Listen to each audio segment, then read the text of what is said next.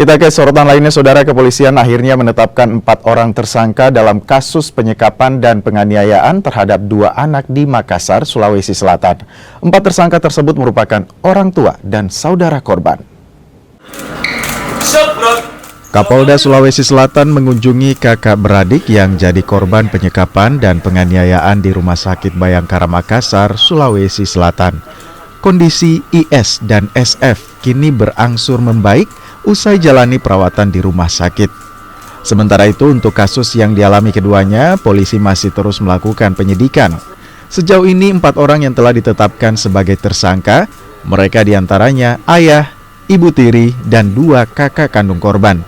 Kedua kakak kandung korban inilah yang melakukan penyiksaan dan menyiramkan air panas ke badan IS dan SF.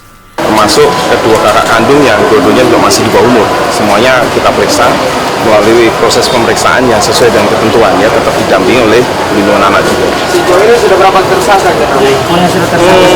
4 ya. 4 tersangka? Ya, orang tuanya yaitu bapak kandung, ibu tiri, dan kedua kakak, laki-laki dan perempuan. Adakah motif ekonomi di balik ini?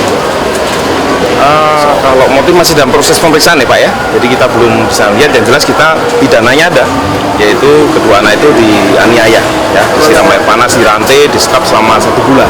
Kalau pasal diterapkan pasal apa? Pasalnya 33 KUHP, ya, nah, pasalnya langsung Pak Dikrimum ya. Keempat tersangka kini jalani pemeriksaan intensif, sementara penyidik memeriksa sejumlah saksi untuk menuntaskan kasus dugaan penyekapan dan penganiayaan ini. Rama Pratama, Kompas TV Makassar, Sulawesi Selatan.